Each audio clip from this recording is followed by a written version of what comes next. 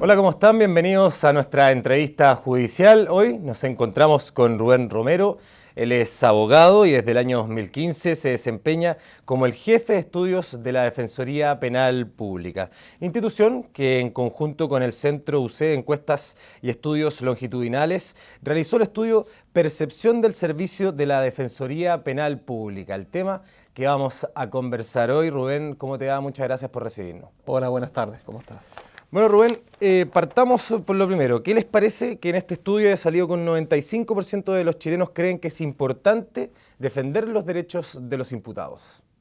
Bueno, en primer lugar, resaltar que este estudio es un esfuerzo que hace la institución por poder precisamente acercarse a la ciudadanía y poder obtener una visión de lo que ellos sienten en el estado en que está nuestra administración de justicia, el sistema en conjunto, a pesar de que está dirigido especialmente sobre lo que es la función de la Defensoría, sobre nuestra labor, si conocen o no. Se hacen otras preguntas que dicen relación con temas sensibles de la Administración de Justicia y que actualmente en los medios de comunicación han sido ampliamente cubiertos, como por ejemplo las detenciones ciudadanas, en fin. Desde ese punto de vista se hace el énfasis en lo que es una percepción y por lo tanto no necesariamente en lo que ellos conocen. Desde ese punto de vista también lo que ellos sienten no necesariamente va aparejado también con el nivel de información y los medios a través de los cuales ellos han percibido y emiten esta opinión. Entonces, el hecho de que el 95% considere que el respeto a los derechos ciudadanos es un elemento importante, refleja que hay una conciencia de que los ciudadanos individualmente consideran que el respeto de sus derechos merece una atención y una importancia, pero que no necesariamente, si uno lo ve con otras respuestas del estudio, y ahí resulta especialmente interesante analizar cómo se pueden asociar unas respuestas con otras, no necesariamente refleja que las soluciones para el respeto de estos derechos sean consecuentes con el respeto mismo.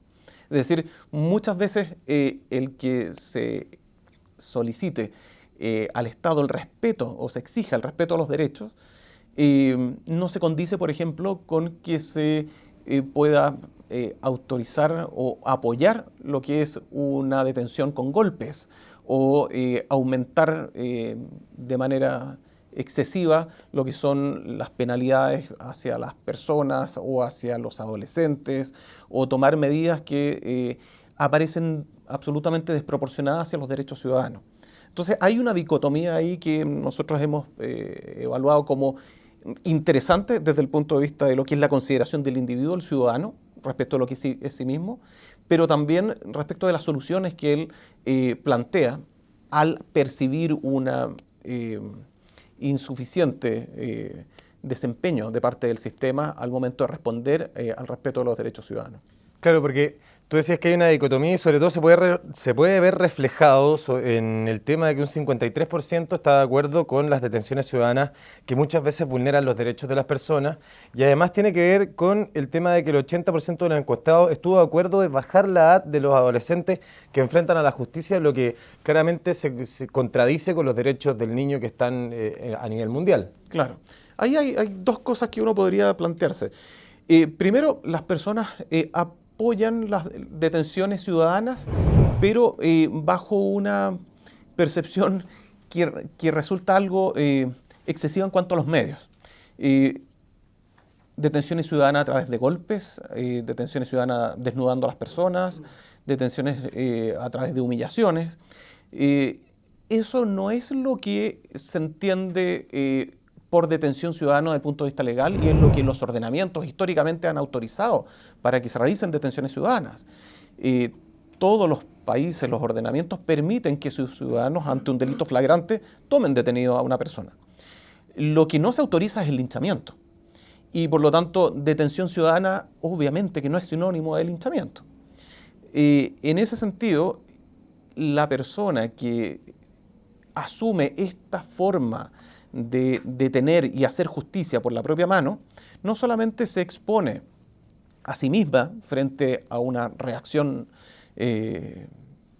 que no sabemos cuál puede ser de la persona a la cual está deteniendo, eventualmente con agresiones recíprocas, eventualmente se está exponiendo a cometer un delito, el delito de lesiones o puede pasar de víctima a victimario.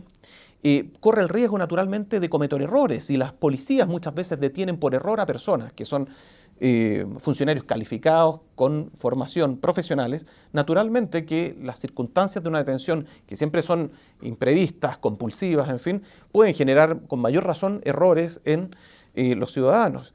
Y por otro lado, en general, ¿cómo se condice esto con el trato bajo la presunción de inocencia que nuestro sistema implica para toda persona que se le van a restringir sus derechos de libertad frente a la imputación de un delito? Vemos entonces que puede representar naturalmente una exposición, un problema para el ciudadano, pero por otro lado, esta percepción que tienen los ciudadanos de bajar o sentir que es necesario rebajar la edad de los adolescentes frente al sistema penal para que se le hagan efectivas mayores sanciones, resulta también, claro, entendible desde el punto de vista de lo que es la insatisfacción con el sistema de justicia. Es decir, tomemos todas las medidas, yo tomo justicia por mi propia mano, detención bajo linchamiento, y por otro lado, rebajemos todo lo posible la edad para detener a los adolescentes.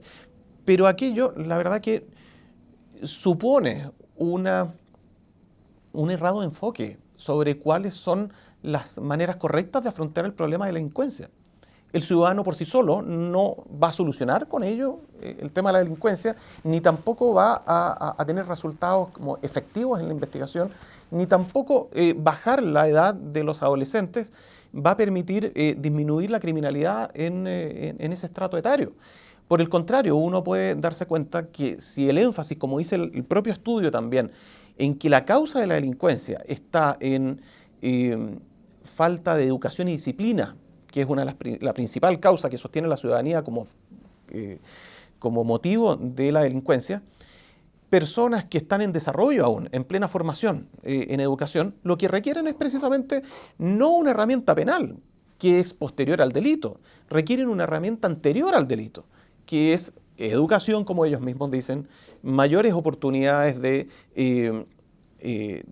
inserción en las redes de formación, de educación. Y si vemos también las estadísticas, más del 80% de los adolescentes infractores de ley están fuera del sistema escolar. Por lo tanto, nuevamente tenemos que aquello que se alega como causa del fenómeno de la delincuencia no se condice con las soluciones que se otorgan o se da por la propia ciudadanía, y tampoco podemos decir que hay de parte del Estado una reacción que sea también totalmente adecuada o eficaz. Sabemos que todo el sistema de reinserción en cuanto a menores adolece de muchas deficiencias. Todos los centros de internación provisoria, los centros de régimen cerrado donde cumplen sus sanciones, no tienen todos los medios que la ley le exige para que tengan una adecuada rehabilitación. Desde ese punto de vista, nuevamente hay un errado enfoque, diríamos, desde el punto de vista de la opinión en cuanto a lo que se proclama como la solución frente a lo que son las causas que se denuncian por parte de la ciudadanía. ¿Qué te parece que dentro de ese mismo ámbito del tema de las soluciones también se llegue a la conclusión de que este estudio, la ciudadanía cree que la prevención temprana de delitos y la rehabilitación y reinserción social son las claves para mejorar la justicia? ¿Ustedes están de acuerdo con este diagnóstico? Naturalmente. De hecho, justamente la propia ciudadanía intuitivamente siente que la solución racional, no la solución fácil, inmediata, simplista, es precisamente la prevención. Y naturalmente que una vez que se ha cometido el delito y se ha condenado, de lo que se trata es que esta persona condenada se pueda reinsertar. Si una vez que se condena a la persona, no es que desaparezca del sistema o del planeta. Esta persona va a volver a la sociedad. Y lo importante es que llegue de vuelta con algún grado de mejora en su comportamiento, en sus posibilidades de de reinsertarse y prestar algún servicio útil para ganarse la vida y no volver al mismo ciclo. Los énfasis en prevención y rehabilitación son los que unánimemente y desde luego la institución proclama como las verdaderas soluciones. Y por lo tanto, aparece contradictorio entonces que nuestras políticas muchas veces hagan los énfasis en el endurecimiento de lo que es las legislaciones procesales, las legislaciones penales en cuanto a aumentar la pena, sin aumentar la resocialización, aumentar la judicialización de las personas, sin ver la selectividad de los casos para no pasar a todas las personas al sistema, que por definición es traumática. Normalmente, una persona que pasa por el sistema penal no tiene una experiencia que podamos decir que es resocializadora, formadora. Siempre es represiva. Y ello lo que genera finalmente es que las personas tengan un alto grado de posibilidades de reincidir si es que no recibieron herramientas para poder reencauzar su comportamiento. Faltan herramientas, entonces, eso vendría a ser. Mira, te quería cambiar de tema, Rubén. Quería hablarte sobre un tema no menor, que es lo que hay, la cantidad de desinformación que reveló esta encuesta. Específicamente, ¿qué te parece que a más de una década funcionando en todo el país, solo un 52% conoce la reforma procesal penal y solo un 26% sabe en qué consiste? Claro, justamente si no se sabe exactamente en qué consiste la reforma procesal penal, no es coherente tampoco entender que se haga un juzgamiento de ella o poder descalificarla, si no tenemos un cabal conocimiento. Lo que tú dices en cuanto a la información de cómo opera el sistema, es una responsabilidad efectivamente de las instituciones que forman parte del sistema, poder dar a conocer a los medios de comunicación, que son la principal herramienta con las cuales se informa a la ciudadanía, cómo es que la operatividad del sistema efectivamente es satisfactoria. Cómo es que diariamente en el centro de justicia, en los centros de justicia de regiones, en los centros de justicia periféricos de la metropolitana, se procesan muchos casos de manera rápida, efectiva, satisfactoria, con resultados muchas veces inmediatos para satisfacción de la víctima, con resultados inmediatos para el castigo del imputado o la persona que se vio involucrada, pero esos casos que son la gran mayoría no son noticias. La noticia es la excepción. La noticia es donde puede haber un error en el sistema o donde puede haber existido una situación incomprensible. Pero es la excepción y por lo tanto que se adopten medidas de perfeccionamiento del sistema a partir de la excepción es naturalmente contradictorio, porque de alguna manera se está alterando lo que es la estructura y el diseño original que tuvo una legislación nueva procesal penal que dio mayor celeridad a los procesos, mucho más transparencia, dio mayores garantías a los ciudadanos, dio una solución mucho más rápida y mucho más flexible a la víctima para obtener soluciones.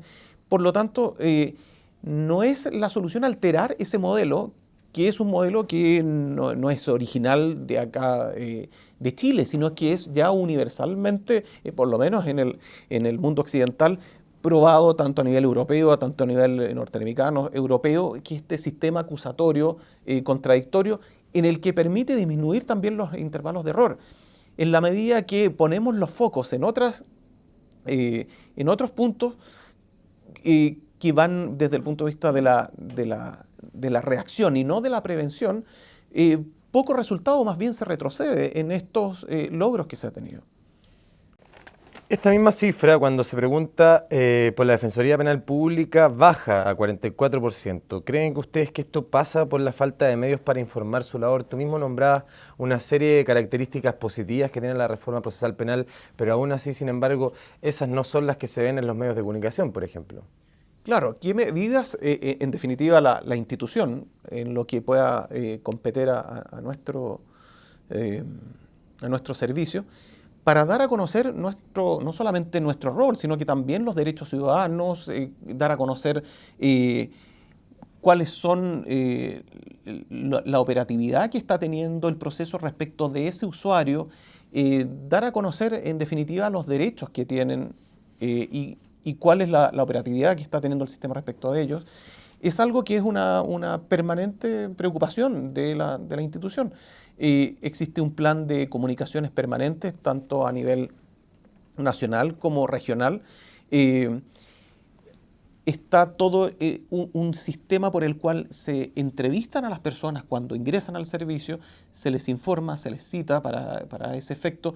En lo que es las personas que están privadas de libertad, hay un sistema muy riguroso de visita de cárcel para mantenerlos informados. Existe todo el programa de difusión de derechos a través de visitas a colegios, capacitaciones en municipalidades, las mismas capacitaciones que hace la institución a otros operadores del sistema, como son Gendarmería, la Policía de Investigaciones, con las cuales se logran generar canales de coordinación, de comunicación para mejorar los errores que pueden haber y que esta desinformación que muchas veces se alega en las personas está también presente muchas veces en las instituciones. Es decir, el trabajo conjunto y la comprensión del rol y de la legislación que nos tiene atados a todos es un elemento muy importante para que actuemos en forma efectiva finalmente y cada uno cumpla su rol. La ciudadanía es el principal objeto de información que tenemos a través de estas políticas que menciono. Pero ¿por dónde tú crees que pasa el que hoy, objetivamente, por ejemplo, te lo digo con una cifra, 3 de cada 10 encuestados declaró que no conoce los derechos si es detenido? ¿Cuál es el mea culpa que se puede hacer, no solamente de la institución de ustedes, sino que además de todas las instituciones que conforman el sistema judicial, con respecto a que no se ha podido llegar y no se ha podido permear a la ciudadanía en, además, darle las características positivas que tú nombraste acerca de la reforma procesal penal? Claro, a ver. En primer lugar, es un área bien técnica, por supuesto. No digamos que puede resultar a primera vista muy atractivo a una persona que no está involucrada directamente. Es decir, en los que están directamente más enterados de sus derechos normalmente son las personas que están privadas de libertad a propósito de la experiencia que están viviendo. Las personas que están externas al sistema, y que no han tenido, y esperemos que no tengan la oportunidad de estar en ellas, naturalmente que tienen que estar en conocimiento porque supone un ejercicio de educación cívica permanente para poder reaccionar tanto respecto a lo que les ocurra a sí mismos como lo que les ocurra a un tercero, a un familiar. En ese sentido, considero que es una responsabilidad permanente de las instituciones estar haciendo estas campañas. Sabemos que en las comisarías, en los centros de detención, existen letreros, carteles con los decálogos de derechos de las personas. Se hacen por parte de la institución charlas en los recintos penitenciarios, dando a conocer masivamente cuáles son los derechos. Pero es una labor permanente, esto de labores en centros comunitarios, en los colegios, en las municipalidades, es un trabajo constante que cada una de las instituciones tiene que mantener, pero que muchas veces la ciudadanía puede considerarlo poco atractivo si es que no está directamente involucrado. Pero es parte de lo que es la educación cívica y esto nos hace entender que no es algo que solamente competa a las instituciones del sistema. Esto debería estar dentro de los planes de educación cívica de los colegios. Y por lo tanto, que ese ramo, cuando se habla de educación cívica, no sea algo que se haya excluido y que sea deseable volver a incluirlo. Es indispensable para formar ciudadanos con conciencia de sus derechos y también eso va correlativo con la conciencia de las obligaciones que tiene el trabajo o el comportamiento en una sociedad. Ustedes, analizando el estudio, se dan cuenta de que hay una parte importante de desconocimiento por parte de la ciudadanía. ¿Creen que esto influye a la hora de considerar que solo un 8,3% se muestra satisfecho con el sistema judicial? Naturalmente que es determinante. Es justamente por el hecho de que no se conoce el sistema que se termina percibiendo y opinando por parte de la ciudadanía a través de la información subjetiva que tiene y no necesariamente con la información objetiva que realmente existe. Esta sensación de inseguridad a partir de, yo lo que diría es de una falsa expectativa que se le otorga a la ciudadanía en orden a que es el sistema de justicia el que tiene por fin evitar los delitos. Eso no es así. Un sistema de justicia, por definición, siempre llega después de la comisión del delito. No tiene por objeto estar previniendo los delitos. Para eso están todas las instancias anteriores, que no nos vamos a detener en eso, pero sabemos que los tribunales, el fiscal y el defensor van a recién intervenir cuando el delito ya se cometió. Por lo tanto, que se le entregue a la ciudadanía esta expectativa de que con penas más altas, más cárcel, mayor criminalización, mayor judicialización, llevemos a más personas a juicio, más personas a la cárcel, y que con eso se va a detener o a evitar la delincuencia, eso no es así, porque no tiene ese propósito. Como indico, el delito ya se cometió. En consecuencia, cuando esa expectativa de que no se cometan más delitos no se cumple, porque naturalmente es una expectativa falsa, no es así, viene esta defraudación de expectativas. La defraudación de expectativas consiste en que el sistema, a juicio del ciudadano, no funciona, no es eficaz. ¿Por qué? Porque se siguen cometiendo delitos. Y luego esto lleva a que, como el sistema no funciona en concepto del ciudadano, porque se siguen cometiendo delitos y el sistema no los para, va a aumentar la delincuencia. Y como va a aumentar la delincuencia, yo soy susceptible de ser objeto de sufrir la delincuencia. Y por lo tanto, como soy susceptible de sufrir la delincuencia, tengo más temor. Y si esto se ve acrecentado en una atmósfera de proyectos de ley, de medios de comunicación, prendemos la televisión y vemos que gran parte del noticiero son delitos y situaciones graves que han ocurrido en materia de seguridad ciudadana, se afianza esa idea de que el sistema no está funcionando. No está funcionando en el sentido de parar los delitos. Pero si el sistema no tiene ese fin, el sistema lo que pretende es procesar los delitos que se cometieron, no prevenirlos, porque eso está en otras instancias anteriores. Entonces se genera una suerte de percepción errada de expectativas defraudadas, que no son correctas. Y eso es lo que en definitiva nos marca como labor poder informar a la ciudadanía cuál es el verdadero rol que tiene la Administración de Justicia, cómo es que efectivamente está cumpliendo su rol y que muchas veces lo que aparece en los medios o se difunde o las razones por las cuales se presenta tal o cual proyecto de ley no necesariamente es lo objetivo.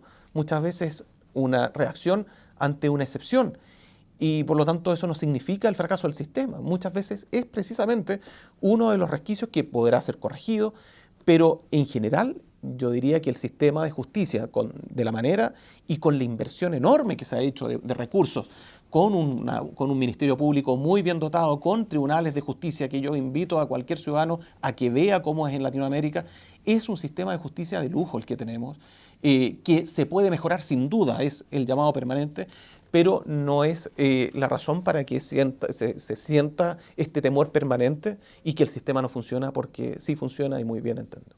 Para ir terminando, Rubén, te quiero hacer la última pregunta que va también ligada, me parece que va también muy ligado a este tema de la desinformación y también de que se confunden los roles. Es la percepción que existe de que un 83%, que es una alta cifra, que cree que la justicia no es igual para todos y un 95%, o sea, es decir, casi todos los encuestados, cree que la justicia es diferente para los grupos privilegiados. ¿Ustedes por dónde creen? ¿Cuál es el análisis que hacen? ¿Por dónde creen que pasa esta percepción, este diagnóstico de la ciudadanía? Bueno, a ver, hay sin duda un impacto mediático que han generado los últimos casos, especialmente que han salido durante 2015, especialmente en materia de personajes políticos que se han visto involucrados en los hechos que todos conocemos, los casos Sokimich, Penta, en fin. Y por lo tanto aparecen como situaciones que darían un tratamiento como privilegiado. Pero el hecho de que existan esos casos son los que precisamente justifican que el sistema sí está funcionando. Lo que ocurre es que situaciones de prevención y de investigación y descubrimiento de esas situaciones no habían sido pesquisadas o no habían acontecido antes. Pero en la medida que sí han salido a la palestra, sí han salido a la luz pública, hemos visto que el sistema funciona y con personas incluso condenadas. Y actualmente sabemos todo el revuelo político de lo que significa la persecución penal de personeros del ámbito político, personeros importantes.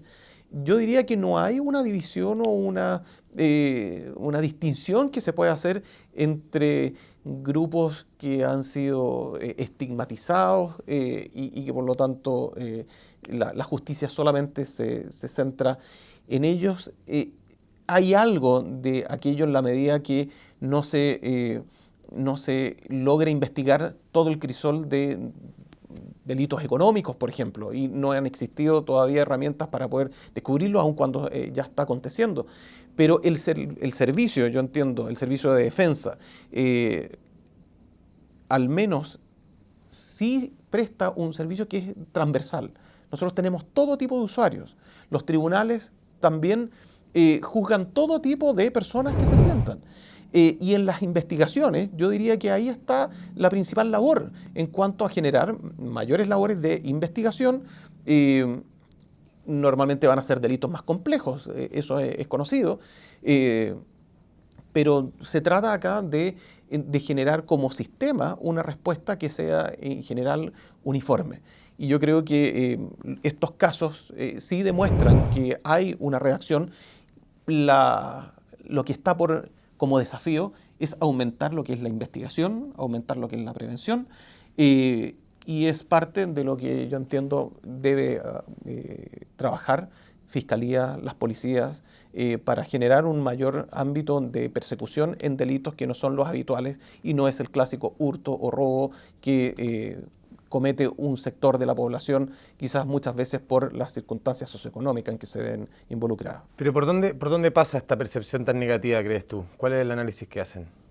En cuanto a por qué hay una distinción. Que se cree que la justicia no es igual y que se cree que además se trata de manera distinta a los grupos privilegiados. ¿Por dónde crees que pasa ese? Yo creo que es una sensación mediática, y es el trozo de información que las personas han recibido a partir de lo que ven en los medios de comunicación.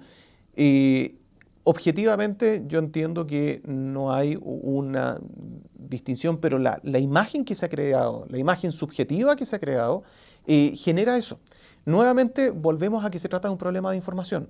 Si las personas supiesen la cantidad de personas de la más diversa origen socioeconómico que están involucrados en investigaciones y son diariamente también condenados, aparte de estos casos famosos, por así decirlo, se daría cuenta que no es solamente centrado en un solo estrato, sino que es amplio, pero hay una imagen que yo siento que es subjetiva en cuanto a que se tiende a creer que hay un sector estigmatizado y otro sector privilegiado y que por lo tanto pasaría por un tema necesariamente de mayor información, junto con, además, hacer el énfasis en lo que es la investigación de todo este mundo de delitos que efectivamente muchas veces pasa desapercibido porque no fue investigado y que no necesariamente significa que no exista.